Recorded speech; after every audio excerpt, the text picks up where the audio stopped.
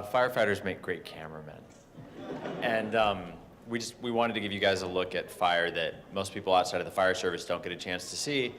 And the only people who can show that to you are the guys that go in and fight those fires. So we used HD helmet cameras like you normally see in action sports photography, and we just put them on the helmets, and those guys went in. After the first couple of fires, they started asking to see dailies, and they would kind of critique each other's work. And it became a really collaborative process after a few days.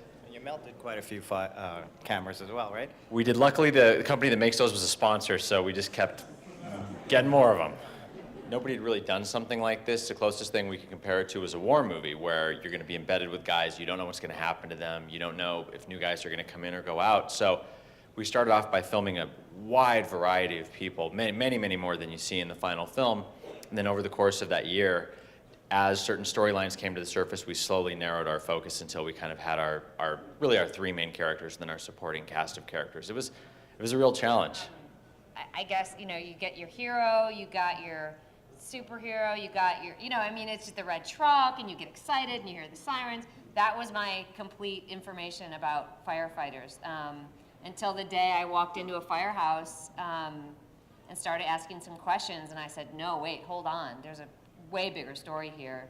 And, I think it took outsiders getting to know them the way you get to know people, a little bit at a time, to be able to parse it together in a way that makes sense, not just to fire service, but we need this to be understood by everyone, and we were just non-firefighter everyone, Yeah, I think everybody views firefighters like the poster of Backdraft, and once we got to know these guys and see that these were just real human beings, to me that makes them much more heroic, because they're like any of us, and they can get injured and they can get killed.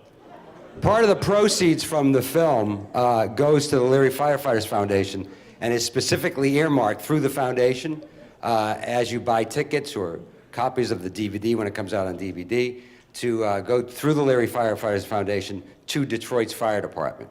I've been talking about for 13 years now, since the Worcester Cold Storage Warehouse fire in December of '99, which is why I started my foundation. My cousin, Jerry Lucy, gave his life in the line of duty in that fire, and 5 other very brave men. Now, at the time, we started out helping that department and those families, and then we moved to New York to help them. And at this point in time, I actually thought that the foundation would be out of business because there was so much attention paid to firefighters after 9/11. I thought people, especially people in power, would understand. But we find ourselves actually in the same exact position. So the issues that are being dealt with in this film, some of them are very specific to Detroit, but a lot of them, in terms of pension and pay cuts and equipment and training, are happening in New York, they're happening in Worcester, they're happening in Boston, they're happening all over the country. I was just out in Santa Monica last week. They're happening there in one of the most, one of the wealthiest communities in the country, a fire department that fights wildfires every year, and they've got 40-year-old trucks. So I think what we have to do is, eventually we're going to have to ask for federal funding of all these urban fire departments. There's no other way. Listen, these guys they're too proud to ask for it themselves, and they're not asking for anything except the right equipment to protect us. So it's a question of public safety, and I think we also know after 9/11, these guys were the first guys that showed up. They showed up before the military to defend the country.